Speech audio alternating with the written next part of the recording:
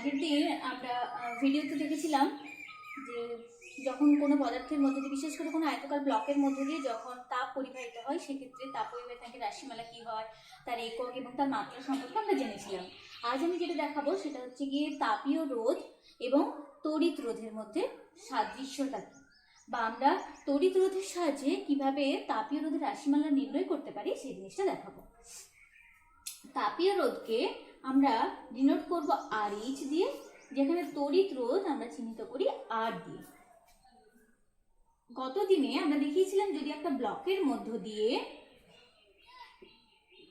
তাপ পরিবাহিত হয় তার এক তল থেকে বিপরীত তলে, কিসের জন্য না উষ্ণতার পার্থক্য থাকার জন্য, θ1 এবং θ2 পার্থক্যের জন্য, সেক্ষেত্রে পরিবাহিত তাপের পরিমাণ Q সমান কি পেয়েছিলাম, K A θ1 - θ2 × T / D।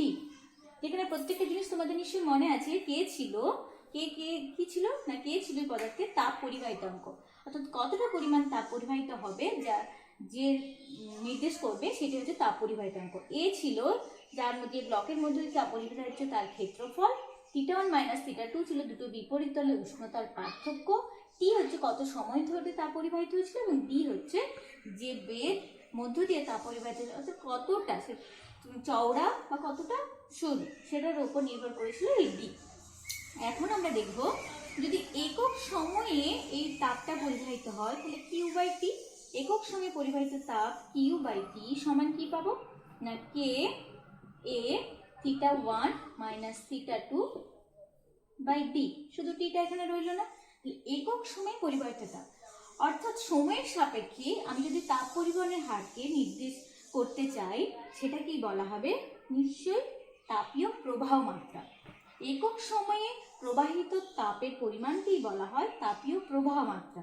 তাহলে তাপীয় প্রবাহ মাত্রাকে আমি লিখলাম IH, তাপীয় প্রবাহ মাত্রা। তাহলে IH সমান কি পেলাম, K A θ1 - θ2 / D। এটাকে আমি এই সাইডে লিখে রাখলাম একটু অন্য রকম করে, যে IH সমান θ1 - θ2 / D/K। এই সমীকরণটাকে আমি এখানে একটু অন্যরকম করে লিখলাম। এবারে দেখাই পরবর্তী যে চ্যাপ্টার পড়বো চলো তড়িৎ, সেখানে তড়িৎ সম্পর্কিত জিনিসগুলো পড়বো। আজও আমি তোমাদের একটু দেখাবো তড়িৎ সম্পর্কিত জিনিসগুলো। সেখানে আমরা জানি তড়িৎ প্রবাহ, যখন কোনো পরিবাহীর মধ্য দিয়ে তড়িৎ প্রবাহিত হয় তখন ওই পরিবাহীটার মধ্যে একটা বাধার সৃষ্টি হয়, আর বাধার যে সৃষ্টি বাধাটাকেই বলা হয় রোধ। অর্থাৎ কোনো পরিবাহীর মধ্য দিয়ে তড়িৎ প্রবাহের সময় পরিবাহী তড়িৎ প্রবাহের বিরুদ্ধে যে বাধা দেয় তাকেই বলা হয় রোধ। আর পরিবাহীর মধ্যে তড়িৎটা প্রবাহিত হয় কিসের জন্য না, বিভবের পার্থক্য যদি থাকে, উচ্চ বিভব থেকে নিম্ন বিভবের দিকে তড়িতের প্রবাহ হয়। সেই তড়িতের প্রবাহ অর্থাৎ তড়িৎ প্রবাহ মাত্রা I সমান বিভব পার্থক্যের জন্য মানে V1 - V2 / R। এই R হচ্ছে তড়িৎ প্রবাহের বিরুদ্ধে বাধা, সেটাকেই বলা হচ্ছে রোধ। এখন এই সমীকরণটা 1 এবং এটাকে যদি 2 বলি তাহলে দুটো সমীকরণ থেকে আমরা তুলনা করে পাচ্ছি IH এবং I এর মধ্যে, এখানে হচ্ছে উষ্ণতার পরিবর্তন বা উষ্ণতার পার্থক্য, এখানে হচ্ছে বিভবের পরিবর্তন বা বিভবের পার্থক্য।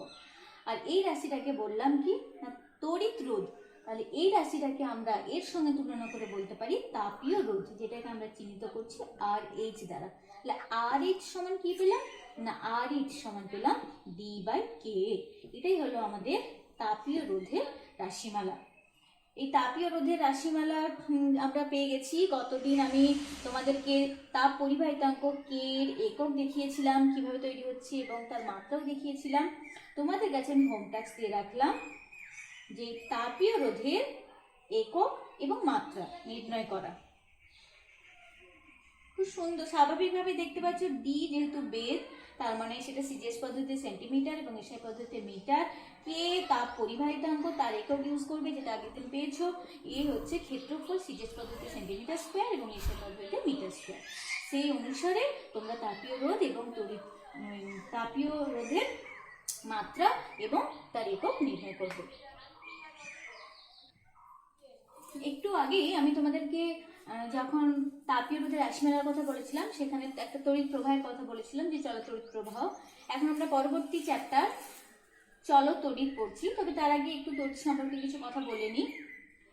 যখন তড়িৎ প্রবাহের প্রয়োজন হয়, অবশ্যই যখন কোনো কিছু প্রবাহের প্রয়োজন হয় তখন একটা প্রবাহীর দরকার হয়, কারণ প্রবাহী ছাড়া কোনো কিছু প্রবাহিত হতে পারে না। এখানে আমরা তড়িতের কথা বলছি, তড়িতের প্রবাহের কথা। তড়িৎ প্রবাহ সাধারণত দু ধরনের, একটা হচ্ছে স্থির তড়িৎ প্রবাহ আর একটা চলতড়িৎ প্রবাহ। স্থির কথাটার মধ্যে দিয়ে আমরা বুঝতে পারছি যে এখানে তার মানে যে তড়িতের সৃষ্টি হচ্ছে সেটা এক স্থান থেকে অন্য স্থানে চলাচল করতে পারছে না। আর এই চল কথাটার মধ্যে দিয়ে বুঝতে পারছি যে এখানে তড়িৎ প্রবাহটা এক স্থান থেকে অন্য স্থানে চলাচল করতে পারছে।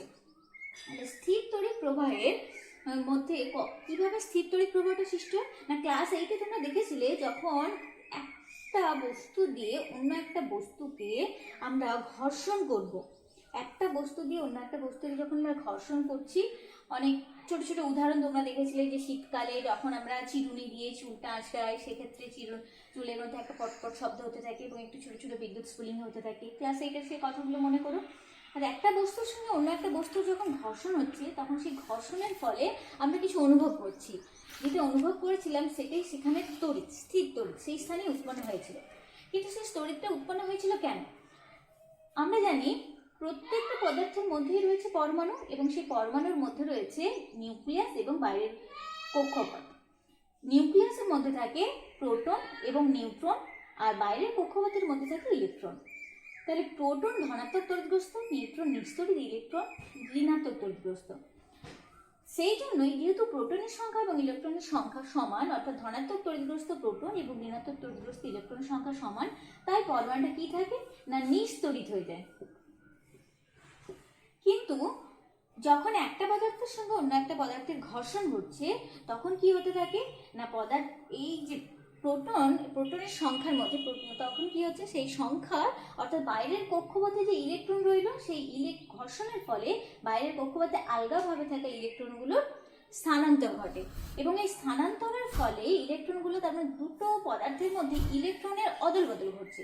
আর এই অদল বদল ঘটার জন্য সৃষ্টি হচ্ছে কি না আধান বা আয়ন। আমরা জেনেছি আগে যে যখন কোনো পদার্থ ইলেকট্রন গ্রহণ করে তখন সেই পদার্থটা কিসে পরিণত, ইলেকট্রন যেহেতু ঋণাত্মক তড়িৎগ্রস্ত, তাই যখন কোনো সাপোজ এক্স একটা কোনো পদার্থ উঠলাম, যখন সে ইলেকট্রন গ্রহণ করলো ঋণাত্মক তড়িৎগ্রস্ত গ্রহণ করার ফলে সেটা নেগেটিভ আধানে পরিণত হলো।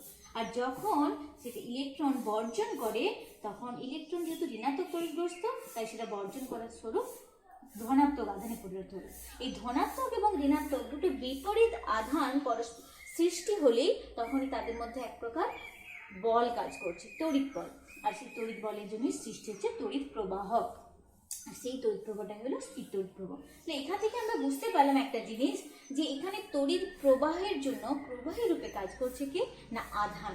এখন আমাদের এখানে আলোচ্য বিষয় স্থির তড়িৎ নয়, আলোচ্য বিষয়টা হলো চলতড়িৎ। তবে তার আগে স্থির তড়িতের একটু ছোট ছোট টুকরো টুকরো জিনিস আমরা দেখবো। তোমরা কুলম্বের সূত্রও ক্লাস 8-এই পড়ে এসেছো, সেখানে দেখেছো কুলম্বের সূত্রে যে যদি স্থির বিন্দু আধান দুটো সাপোজ Q1 এবং Q2, এটা হচ্ছে স্থির মানের দুটো বিন্দু আধান এবং এই দুটো বিন্দু আধান পরস্পর থেকে কিছুটা দূরত্ব রয়েছে, সাপোজ r দূরত্ব রয়েছে, তখন তাদের মধ্যে যে সংযোগকারী রেখা বরাবরই তাদের মধ্যে বল কাজ করবে। সেই বলটা অবশ্যই আকর্ষণ বল হতে পারে অথবা বিকর্ষণ বল হতে পারে। সেটা নির্ভর করবে এই আধান দুটোর প্রকৃতি কেমন তার উপর। অর্থাৎ Q1 আধান যদি ঋণাত্মক হয় এবং Q2 যদি ধনাত্মক হয় তাহলে তাদের মধ্যে অবশ্যই আকর্ষণ বল কাজ করবে। আর যদি দুটোই ধনাত্মক বা দুটোই ঋণাত্মক হয় তাহলে তাদের মধ্যে বিকর্ষণ বল ক্রিয়া করবে। সেই বলটার মান কিরকম হবে সেটা আমি দেখাচ্ছি এবার কুলম্বের সূত্র থেকে। যদি দুটো আধানের মধ্যে ক্রিয়াশীল বল F হয় তাহলে সেই F এর মান আধান দুটির গুণফলের সঙ্গে সমানুপাতিক হয়। কখন না যখন তাদের মধ্যে দূরত্বটা স্থির থাকছে। আর যখন আধান দুটোর মানে বা পরিমাণটা স্থির থাকে তখন তাদের মধ্যেকার যে দূরত্ব সেই দূরত্বের বর্গের ব্যস্তানুপাতিক হয়। এই দুটো সমীকরণকে যদি আমরা সমন্বয় ঘটাই তাহলে আমরা পাবো A proportional to Q1 Q2 by r square। A proportional to Q1 Q2 by r square, এটাই গেল আমাদের কুলম্বের সূত্র। অর্থাৎ যখন দুটি বিন্দু আধান পরস্পর থেকে দূরত্ব অবস্থিত, তখন তাদের মধ্যে ক্রিয়াশীল আকর্ষণ বা বিকর্ষণ বলের মান A proportional to Q1 Q2 by R square. তার আধান দুটির গুণফলের সঙ্গে সমানুপাতিক এবং তাদের মধ্যকার দূরত্বের সঙ্গে ব্যস্তানুপাতিক। এখন যদি ধরি যে আমরা যে সমানুপাতিক চিহ্নটা পেলাম, সেই সমানুপাতিক চিহ্নটাকে সমান করে দিলাম এবং একটা ধ্রুবক নিয়ে এলাম, তাহলে কে Q1 Q2 by R square. এই কে এর সঙ্গে এর আগে আমরা তাপের চ্যাপ্টার যে কে পেয়েছি তার কোনো সম্পর্ক নেই। এই কেটাকে বলা হয় মাধ্যমের, শূন্য মাধ্যমের পরাবৈদ্যুতিক ধ্রুব, শূন্য মাধ্যমের তড়িৎ ভেদ্যতা, শূন্য মাধ্যমের তড়িৎ ভেদ্যতা, যার মান সিজেস পদ্ধতিতে 1। শূন্য মাধ্যমের তড়িৎ ভেদ্যতা এর মান সিজেস পদ্ধতিতে 1 এবং এই সেই পদ্ধতিতে কে সমান 1/4 pi epsilon 0 into Q1 Q2 by R square. এই এপসাইলন 0 কে বলা হয় এসআই পদ্ধতিতে শূন্য মাধ্যমের তড়িৎ ভেদ্যতা। এই এপসাইলন 0 মান 8.85 into 10 to the power minus 12, 8.85 into 10 to the power minus 12 coulomb square per newton metre square. এটাকে আমরা এইভাবেও লিখতে পারি, coulomb square newton inverse metre square inverse, এভাবেও লিখতে পারি। 1/4 পাই এপসাইলন 0 এর মান 1/4 পাই এপসাইলন 0 সমান 9 into 10 to the power 9 newton metre square per coulomb, newton metre square per coulomb square. 1/4 pi epsilon 0 এর মান কি বললাম, 9 into 10 to the power 9 newton metre square per coulomb square, coulomb square ছিল। এই মানগুলো আমাদের একটু মনে রাখবো, কিসের জন্য না, এরপরে যে আমরা আধানের সংখ্যা পড়বো সেই জন্য। স্থির তড়িতে কুলম্বের সূত্র অনুসারে আমরা পেলাম F সমান K, যেটাকে মাধ্যমের তড়িৎভেদ্যতা বললাম। কারণ অবশ্যই দুটো আধান পরস্পর থেকে যে দূরত্বে অবস্থিত এবং তাদের মধ্যকার যে মাধ্যম, সেই মাধ্যমের উপর নির্ভর করবে কিসের মান, না এই তাদের মধ্যে যে ক্রিয়াশীল বল কাজ করছে তার উপর, তার মান। তাহলে কে Q1 Q2 by R square. এখানে তড়িৎ প্রবাহটা সৃষ্টির জন্য দায়ী যে কণা, সেই আধানের কথা বললাম। আধানকে পরিমাপ করা হয় যে এককে, সেটা হচ্ছে কুলম্ব। সি দ্বারা চিহ্নিত করি আমরা কুলম্বকে। কুলম্ব হলো আধান পরিমাপের একক, যেহেতু কুলম্বটা হচ্ছে সাধারণত ব্যবহারিক বা এসআই একক, আর সিজেস পদ্ধতিতে একক হচ্ছে স্ট্যাট কুলম্ব। এবারে বলবো 1 কুলম্ব বলতে কি বোঝায়, 1 কুলম্ব তড়িতাধান কাকে বলে। 1 কুলম্ব তড়িতাধানটা কি না, যেহেতু আধানের ব্যবহারিক একক হলো কুলম্ব, একটু আগেই দেখলাম এসআই পদ্ধতিতে দুটো আধানের মধ্যে ক্রিয়াশীল যে দুটো আধান ধরলাম Q1 এবং Q2 এর বদলে আমি এখানে একক ধনাত্মক আধান নিলাম, দুটোই ধনাত্মক আধান এবং একক পরিমাণ। এই দুটো একক ধনাত্মক আধান যদি পরস্পরের থেকে, তাহলে এসআই পদ্ধতি অনুসারে কতটা দূরত্ব থাকবে, এসআই পদ্ধতি অনুসারে পরস্পর থেকে 1 মিটার দূরত্ব থাকবে। দুটো একক পরিমাণের ধনাত্মক আধান বায়ু বা শূন্য মাধ্যমে পরস্পরের থেকে যদি 1 মিটার দূরত্ব থাকে, তখন তাদের মধ্যে অবশ্যই কি বল কাজ করবে, যদি একই পরিমাণ নিয়েছি, বিকর্ষণ বল। তাহলে সেই বিকর্ষণ বলের মান যদি 9 into 10 to the power 9 newton হয়, সেক্ষেত্রে ওই আধানের মান হবে 1 কুলম্ব। কি বললাম না, একক পরিমাণ ধনাত্মক বিন্দু আধান পরস্পরের থেকে যদি শূন্য বা বায়ু মাধ্যমে 1 মিটার দূরত্ব থাকে, সেক্ষেত্রে তাদের মধ্যে ক্রিয়াশীল বল যদি 9 to 10 to the power 9 newton হয়, তাহলে সেই বিন্দু আধানের পরিমাণ কত হবে না 1 কুলম্ব। আর সিজেস পদ্ধতি একক বললাম কি না, স্ট্যাট কুলম্ব। এবারে আমি তড়িৎ সম্পর্কিত কয়েকটা জিনিস বলবো, রাশির কথা, অর্থাৎ আমরা চলো তড়িতে ধীরে ধীরে প্রবেশ করছি। তড়িৎ সম্পর্কিত কি জিনিস না, আমি তড়িৎ ক্ষেত্রের কথা বলি প্রথমে। তড়িৎ ক্ষেত্রটা কি, সাপোজ ধরো আমরা ছোটবেলায় যে কাজগুলো করতাম, একটা চুম্বক হাতে নিলাম, একটা চুম্বক হাতে নিয়ে চুম্বকটাকে রাখলাম, তার পাশাপাশি কোনো ব্লেড বা সেফটি পিন যখন নিয়ে আসি, দেখি যে কতটা দূরে নিয়ে এলে চুম্বকটা ফট করে সেটাকে আকর্ষণ করে নিচ্ছে। এই জিনিসটা বা কোনো বইয়ের পাতার নিচে চুম্বকটাকে রেখে তার উপর দিয়ে আমরা সেফটি পিনটাকে ঘুরাতে থাকি, এই ধরনের ছোট ছোট খেলাগুলো আমরা করতে থাকি। এখানে তড়িৎ ক্ষেত্রের ক্ষেত্রেও সে ব্যাপারটা একই রকম, অর্থাৎ একটা চুম্বককে রাখলে তার আশেপাশে যতটা জায়গা জুড়ে চুম্বকটা অন্য কোনো চৌম্বক পদার্থকে আকর্ষণ বা বিকর্ষণ করতে পারছে, সেই জিনিসটাকে আমরা চুম্বকের ক্ষেত্র বলি। আকর্ষণ বা বিকর্ষণ ক্ষেত্র। এখানে তড়িৎটাও তাই, অর্থাৎ কোনো একটা আধানকে যদি আমি রাখি, বিন্দু আধানকে, একক ধনাত্মক আধানকে যদি রাখি, সে আধানটার চারপাশে যতটা জায়গা জুড়ে আধানটার আকর্ষণ বা বিকর্ষণ বা ক্রিয়া করবে সেটাকেই বলা হয় তার ক্ষেত্র। কি ক্ষেত্র? না তড়িৎ ক্ষেত্র। এখন ধরি যে তড়িৎ বিভবটা কি। তড়িৎ ক্ষেত্রটা কি বুঝতে পারলেন না? কোনো বিন্দু আধানকে যে স্থানে রাখা হবে তার আশেপাশে যতটা অঞ্চল বা জায়গা জুড়ে তার আকর্ষণ বা বিকর্ষণ বল ক্রিয়া করবে সেটাকে বলা হলো তড়িৎ ক্ষেত্র। এবার বলছি তড়িৎ বিভব। তড়িৎ বিভব কি না, আমি এক স্থানে একটা আধান রাখলাম, একক ধনাত্মক আধান রাখলাম, তাহলে ধনাত্মক আধানটার আশেপাশে অঞ্চল কিছুটা জুড়ে কি থাকবে? তড়িৎ ক্ষেত্র থাকবে। এবার অসীম দূরত্ব থেকে কোনো ওপর একটি বিন্দু আধানকে আমি কি করতে চাইছি না ওই তড়িৎ ক্ষেত্রে নিয়ে আসতে চাইছি। তাহলে অসীম দূরত্ব থেকে যখন আমরা এই তড়িৎ ক্ষেত্রে নিয়ে আসতে চাইবো তখন এই তড়িৎ ক্ষেত্রটাকে কি রয়েছে? তড়িৎ বল রয়েছে। তাহলে এই তড়িৎ বলটা ওই বিন্দু আধানকে কি তড়িৎ ক্ষেত্রে প্রবেশ করতে দেবে? দেবে না। সে কি করবে? বাধা দেবে। তাহলে অসীম দূরত্ব থেকে নিয়ে আসা বিন্দু আধানকে তড়িৎ ক্ষেত্রের মধ্যে যখন নিয়ে আসতে চাইবো তখন তড়িৎ বল তার সে আসার বিরুদ্ধে একটা বাধা দেবে। ফলে আমাকে কি করতে হবে? বিন্দু আধানকে কিছুটা কাজ করতে হবে। বিন্দু আধানটা ওই তড়িৎ বলের বিরুদ্ধে যে পরিমাণ কাজ করলো সে কৃতকার্যকেই বলা হচ্ছে বিভব, তড়িৎ বিভব।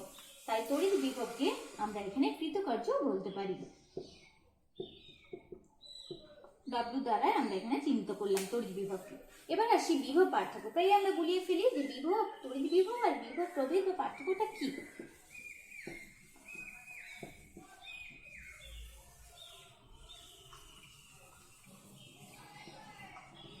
বিভব প্রভেদ বা বিভব পার্থক্য না, এবার আমরা শুধু একটা তড়িৎ ক্ষেত্রের মধ্যেই চলে আসি। একটা তড়িৎ ক্ষেত্রের মধ্যে থাকা অবস্থায় যে কোনো দুটো আলাদা বিন্দুর মধ্যে যদি আমরা আধানের স্থানান্তর করতে চাই এক স্থান থেকে অন্য স্থানে, একটা বিন্দু আধানকে যদি তড়িৎ ক্ষেত্রেরই মধ্যবর্তী এক বিন্দু থেকে অপর একটি বিন্দুতে নিয়ে যেতে চাই তখন তার জন্য সেখানে কি করতে হবে?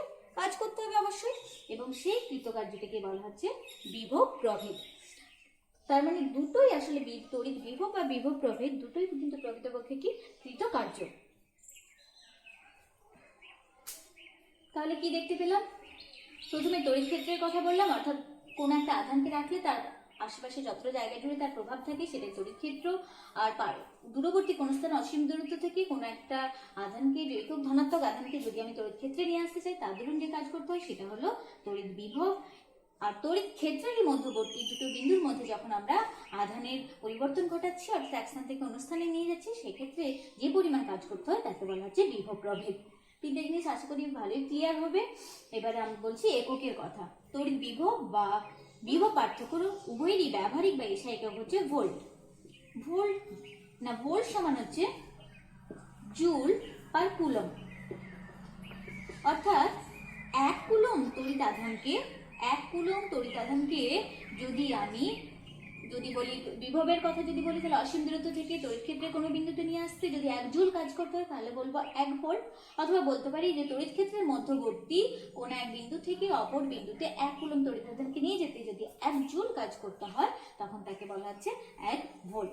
অর্থাৎ 1 কুলম তড়িৎ আধানকে তড়িৎ ক্ষেত্রের মধ্যবর্তী এক বিন্দু থেকে আরেক বিন্দুতে নিয়ে যেতে যদি 1 জুল কাজ করতে হয় তাহলে তাকে বলছি 1 ভোল্ট। সিজিএস একক কি? এটা হলো এসআই বা ব্যবহারিক একক। আর সিজিএস পদ্ধতিতে তড়িৎ বিভব বা বিভব পার্থক্যের একক হচ্ছে স্ট্যাট ভোল্ট। আজ এখান পর্যন্ত থাক তড়িৎ সম্পর্কিত রাশিগুলো। আগামী ভিডিওতে আশা করি আরো ভালো করে আমি ক্লিয়ার করতে পারবো।